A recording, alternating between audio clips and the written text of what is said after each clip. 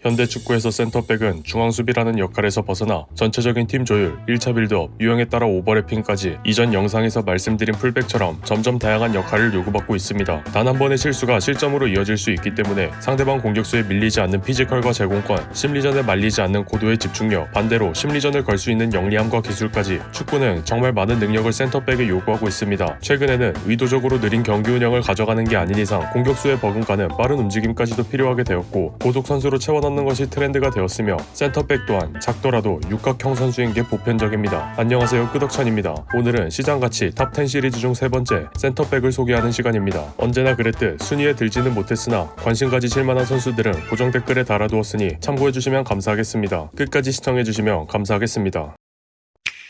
팀의 처참한 성적으로 고생만 실컷 하고 있는 맨체스터 유나이티드의 레니 요로가 5,500만 유로의 시장 가치로 첫 번째 챕터의 주인공이 되었습니다. 간단하게 요로의 프로필부터 살펴보면 190cm의 신장과 80kg의 몸무게, 프랑스 국적까지, 여러모로 맨유의 직전 선배인 바란을 생각나게 합니다. 시즌이 시작하기도 전부터 3개월 부상을 당하며 정말 바란처럼 되는 건가라는 의심을 품기에 충분했고 복귀 직후엔 특별히 모자란 부분은 없었지만 크게 잘하는 부분도 없어서 또 이정료를 낭비했다며 보드진의 무능을 탓하는 사람도 많았습니다. 그러나 요로는 어린 나이에 1부 리그 베스트 11 선정은 폼이 아니었다는 것을 보여주려는지 점점 퍼포먼스가 안정되는 모습을 보였습니다. 지표를 보면 확실히 주전인 더리우트보다 공수 양면으로 아직은 뒤처져 있지만 막상 수비 지표만 뜯어서 보시면 더리우트와 큰 차이가 없을 뿐더러 오히려 요로가 앞서고 있는 부분도 있습니다. 맨유가 암울한 시간을 보내고 있는 가운데 몇 안 되는 희망적인 미래를 내다볼 수 있는 선수이며 시작은 처참했지만 이제는 반등을 노리는 특급 유망주로서 이제 오는 25-26 시즌 무조건 기복 없는 좋은 폼을 유지하며 레알 마드리드가 괜히 자신을 노렸던 게 아니라는 것을 증명하는 게 요로의 유일한 숙제가 될 것입니다. 23-24 프리시즌 당시 이 선수의 시장 가치는 350만 유로, 하지만 25-26 시즌을 앞두고 있는 현 시점의 가치는 무려 5,500만으로 시장 가치가 무려 15배가 넘게 뛰어버린 노팅엄의 센터백 우릴루 선수가 두 번째 챕터의 주인공입니다. 184cm의 신장으로 오늘 영상에서 최단신 선수이지만 다른 센터백 대비 작은 신장과 낮은 무게중심, 브라질리언 특유의 뛰어난 발밑으로 수비수치고 상당한 볼 운반력을 자랑합니다. 브라질리언이라고 해서 막 엄청 화려한 건 아니고 네이마르보다 비니시우스 같이 직선적인 움직임에 가까우며 굳이 비교하자면 황희찬 선수 같이 황소 한 마리가 뛰어다니는 느낌입니다. 공격뿐 아니라 수비에도 직선적인 움직임과 투쟁심을 보여주는 전형적인 볼 위닝, 즉 파이터형 수비수입니다. 다만 작은 키로 인해 공중볼 장악력에서 약점을 보이며 드리블 능력에 비해 처참하다고 표현해도 되는 숏패스는 반드시 개선해야 할 부분입니다. 제공권은 장신 수비수 밀렌코비치 덕분에 보완이 되고 있지만 패스 같은 경우는 시도 횟수 자체가 많지 않을 뿐더러 낮은 위치에서 돌리는 패스의 정확도마저 80% 언저리인데 이렇게 빌드업의 기초가 되는 숏패스 능력이 부실한 센터백이라면 이 선수를 활용할 수 있는 전술은 극히 제한적일 것입니다. 그럼에도 불구하고 노팅엄이 전반기를 3위로 마무리하며 돌풍을 일으킬 수 있는 배경에 이 선수의 공헌이 적지 않았습니다. 비르츠를 영입한 리버풀부터 시작해서 아스날, 첼시 등이 이적 시장에서 활발히 움직이고 있기 때문에 노팅엄이 순위를 최대한 유지하려면 반드시 언급된 취약점을 고칠 필요가 있습니다. 194cm의 신장과 95kg의 완성형 피지컬에 더하여 센터백치고 압도적인 스피드를 자랑하며 본인이 수비할 때 이러한 장점들을 적극적으로 활용하는 또한 새로운 감독의 데뷔 시즌에 본인의 첫 번째 프리미어리그 우승을 달성한 리버풀의 이브라이마 코나테가 세 번째로 소개할 선수입니다. 코나테는 주로 오른쪽 센터백으로 출전했으며 이번 시즌 아놀드의 수비력이 자연재해에 가까웠기 때문에 부족한 수비력을 코나테가 상당한 수준으로 채워주었습니다. 여기에 더해 리버풀의 공격 자체가 살라, 아놀드의 배치로 오른쪽으로 집중되어 있기 때문에 일단 달리기 시작하면 공격수도 따라잡는 코나테의 스피드는 상당한 이점으로 작용하게 됩니다. 두 명의 센터백이 모두 고속인 경우는 흔치 않은데 슬롯 감독은 이러한 장점을 활용하여 두 명 모두 팀의 공격 작업에 적극적으로 참여하도록 했고 팀 단위 압박을 베이스로 하는 전술 특성상 전반기까지는 그야말로 적수가 없었지만 코나테는 아놀드의 태업에 가까운 수비를 커버하느라 시즌이 경과할수록 코나테의 집중력도 같이 흐려지는 아쉬운 장면 또한 많이 노출했습니다. 커리어 내내 발목을 잡았던 유리몸 기질은 챔피언스리그 레알 마드리드와의 경기에서 엔드릭에게 당한 태클로 인한 부상을 제외하고는 없었으며 반다이크를 포함한 리버풀의 거의 모든 센터백들이 항상 부상으로 고생했기 때문에 코나테의 철광한 모드는 콥들에게 반가운 소식이 아닐 수 없습니다. 그러나 코나테는 계약 기간이 1년밖에 남지 않았으며 재계약 소식이 들려오지 않는 가운데 레알 마드리드가 코나테 또한 노린다는 소식이 슬슬 보도됨에 따라 비르츠로 가려진 콥들의 아놀드 PTSD가 다시 재발되고 있습니다. 비르츠와 프림퐁, 케르케즈의 영입을 끝마친 지금 리버풀과 팬에이 스포츠 그룹은 이제 코나테와의 재계약을 성사시켜 다시 탄력을 받아 챔피언스 리그 우승에 도전할 수 있을지 많은 축구 팬의 관심이 쏠리고 있습니다. 단 한 시즌 만에 자신의 시장 가치를 5배나 올려버린, 그리고 이 한 시즌의 활약으로 페레즈의 눈에 들어 이제 레알 마드리드에 입성하게 된 20세의 센터백 딘 하위선이 네 번째 챕터의 주인공입니다. 프로필을 간단하게 보면 197cm, 87kg의 피지컬이며 이번 시즌 경기당 4.76개의 롱패스를 성공시켰고, 나이에 비해 상당한 침착함으로 지능적인 수비를 즐깁니다. 굳이 비교하자면 느리지만 키가 큰 반다이크라고 생각합니다. 어쨌든 하위선만의 공으로 돌릴 생각은 없지만 본머스의 돌풍이 중심 중 한 명이 되어 10위권 내로 시즌을 마치는 데 성공하였으며, 이러한 하위선의 활약은 시즌이 끝나기도 전부터 이미 프리미어리그의 여러 팀과 바이언, 파리 생제르맹, 레알 마드리드가 눈에 불을 켜고 주시했으나 결국 하위선을 품게 된 팀은 레알 마드리드였습니다. 이번 영상에서 20세 이하의 선수가 3명이 등장하는데 하위선이 그중 한 명입니다. 요로처럼 1부 리그 베스트 11을 달성하고 이적을 했다던가 쿠바르시처럼 트래블 직전까지 간다던가 하는 실질적으로 이뤄낸 성과는 없기 때문에 조금 더 지켜봐야 할 선수임에는 분명해 보입니다. 이제 슬슬 꺾일만한 나이가 된 리디거와 부상을 달고서는 밀리탕의 후임이 될 하위선이 과연 레알 마드리드의 부동의 주전이 될지 기대하며 지켜보는 재미가 있을 것 같습니다. 이번 영상에서 단 2명뿐인 트래블을 달성한 센터백 중 한 명, 센터백으로서 갖춰야 할 모든 능력을 최상급으로 갖춘 반다이크 이후 프리미어리그 최고의 센터백 후뱅 디아스가 5번째로 소개할 선수입니다. 디아스는 반다이크처럼 수비수로서의 판단력과 침착함을 가장 큰 장점으로 갖춘 센터백입니다. 상대방의 공격이 시작되면 팀원이 누구를 마킹하는지 빠르게 스캔하고 본인은 누구를 따라가야 공격을 확실히 막을 수 있을지, 전진해서 맨투맨을 해야 하는지 후퇴해서 라인을 내릴지, 이런 종류의 수비 판단력이 상당히 정확한데 이는 콤판이나 키엘리니를 떠올리게 합니다. 가끔 보이는 기복 때문에 아쉬운 소리가 나오는 편이지만 로드리가 시즌 아웃급 부상을 당한 상황에 디아스마저 부상으로 결장하게 되자 맨시티의 수비진은 말 그대로 무너져 내렸고, 아이러니하게도 디아스의 기복으로 아쉬워하던 시티는 디아스가 결장하고 나서야 그 빈자리를 체감했습니다. 특히 이번 시즌만 4번의 부상이 있었는데 아케, 아칸지의 기복, 폼이 완전히 죽어버린 워커, 시즌 초부터 부상을 당해 포백 보호가 안 되는 삼성까지 여러모로 엉망이었다고 볼 수밖에 없었는데, 최근 비르츠의 영입에 발을 빼면서 데려온 선수들이 레인더러스, 셰르키, 아인누리 3명입니다. 특히 아인누리는 레프트백으로서 그바르디올이 원래 포지션인 센터백을 다시 볼 수 있게 되어 디아스 혼자 감당해야 했던 부담을 나눌 수 있게 되었고, 이번 시즌 맨시티는 다시 우승에 도전할 것입니다. 그 수비의 중심인 디아스의 좋은 활약을 기대해 보겠습니다.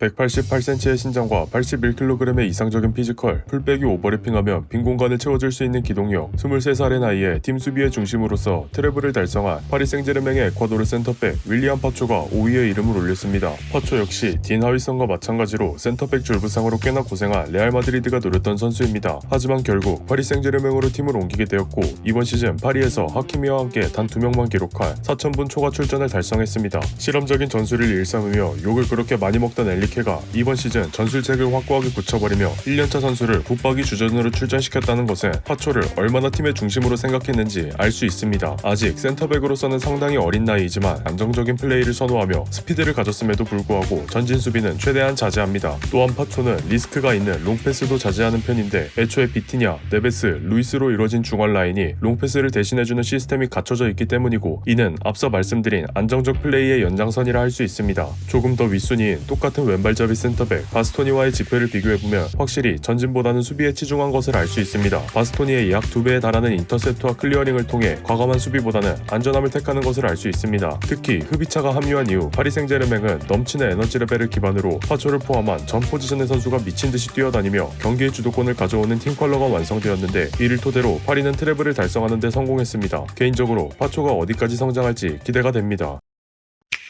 아스날의 후방 빌드업의 핵심이자 세트피스의 위력을 결전병기 수준으로 끌어올린 후반기의 부상으로 인한 시즌 아웃이 아니었다면 챔피언스리그 우승도 노려봤을 법해서 더욱 아쉬웠던 가브리엘 마갈량이스가 7,500만 유로의 시장 가치로 4위에 올랐습니다. 기본적으로 위치 선정과 수비 집중력이 뛰어난 편이며 가만히 있기보다 끊임없이 움직이는 수비를 선호합니다. 이 과정에서 상대 선수에게 달라붙는 경우가 상당히 많은데, 이렇게 붙어버리면 상대 선수는 무리한 동작을 하게 되고 그대로 공이 라인 밖으로 나가거나 뺏기게 됩니다. 그렇다고 매번 이렇게 붙기만 하는 것은 아니고, 말씀드린 것처럼 위치 선정 능력 자체가 뛰어난 편이라 먼저 자리를 잡고 상대가 다가오길 기다린 다음 발만 뻗어 깔끔하게 공을 빼내는 태클, 수비를 하기도 합니다. 나중에 소개할 살리바 챕터에서도 말씀드리겠지만 아쉬운 점이 있다면 이번 시즌 최소 실점 외에 이렇다 할 타이틀이 없는 겁니다. 물론 프리미어리그가 상당히 빡센 리그이고 그동안 리버풀과 맨시티가 양분하고 있었다고는 하지만 아스날에게 기회가 전혀 없었던 것도 아니었습니다. 라야를 포함한 수비진의 기복은 없다고 봐도 되지만 오는 시즌만큼은 유의미한 타이틀을 가져와야 마갈량이스의 시장 가치가 진정한 의미를 가질 것이라 생각합니다.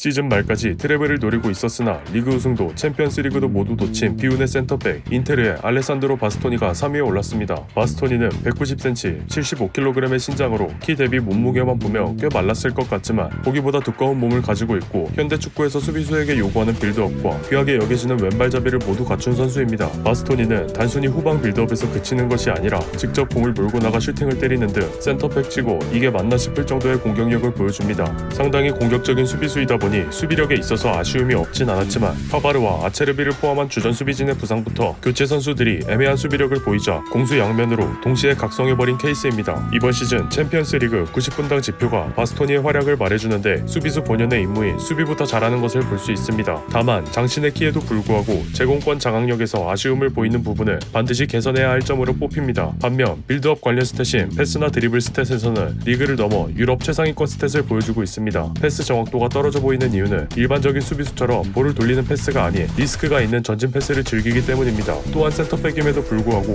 오버래핑 이후 사이드로 빠져서 크로스로 올려주는 게 흔한 유형은 아니기 때문에 어떻게 보면 독보적인 센터백이라 할 수 있습니다. 개인적으로 이번 시즌만을 기준으로 한다면 바스토니가 1위에 올라야 맞다고 생각하지만 무관이라는 결과가 결국 발목을 잡은 것 같습니다.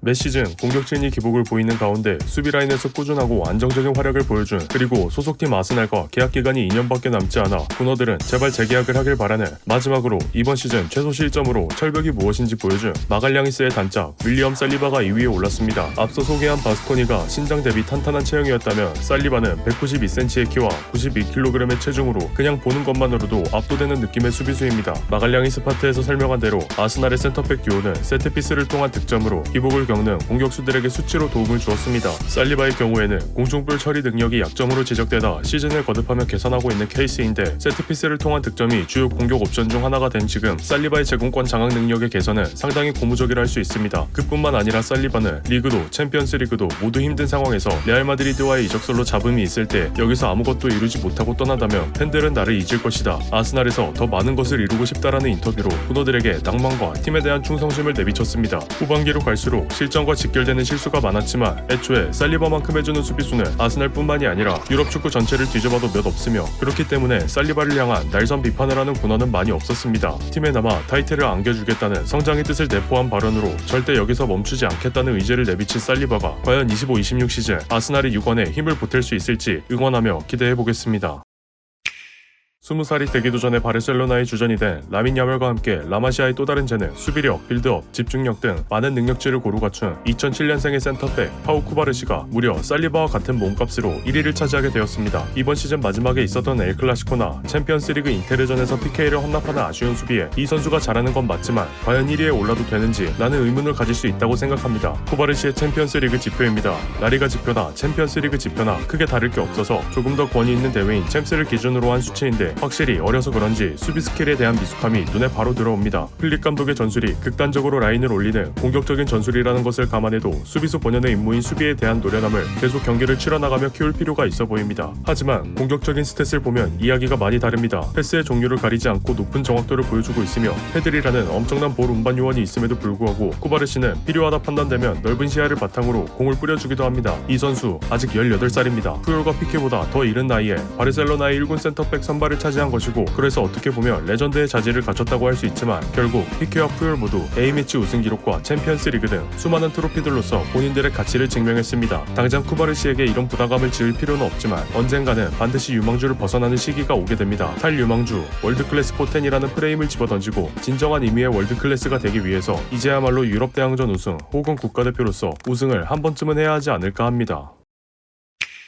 모든 포지션에 해당되는 말이지만 결국 선수들에게는 경험과 노련함, 거기서 나오는 집중력이 필요합니다. 그 중에서도 한 번의 선택이 선방과 실점을 결정하는 센터백은 이러한 요소들이 더더욱 중요하게 작용합니다. 말씀드린 대로 타 포지션 대비 경험이 가장 중요하기 때문에 폼을 일정하게 유지하면서 많은 경기에 참여하는 것이 센터백 선수들에게 우선순위가 될 것입니다. 하지만 영상에서 확인하셨듯 경험이 중요한 포지션임에도 불구하고 어린 선수들이 높은 순위에 이름을 올렸습니다. 이는 경험이 부족하더라도 이미 완성형에 가까운 기량을 보여주고 있거나 앞으로 성장하면서 이로써 센터백에 요구되는 모든 능력치를 갖추게 될 가능성이 높은 선수들이라는 뜻이라 생각합니다. 시리즈를 만들면서 계속 드리는 말씀이지만 아쉽게 영상에 나오지 못한 선수들은 고정 댓글에 따로 달아드리도록 하겠습니다. 오늘 영상은 여기서 마치도록 하겠습니다. 끝까지 시청해주신 분들께 감사의 말씀을 드립니다. 영상이 재밌으셨다면 구독과 좋아요, 알림 설정까지 부탁드립니다. 더 좋은 영상으로 보답해드리도록 하겠습니다. 감사합니다.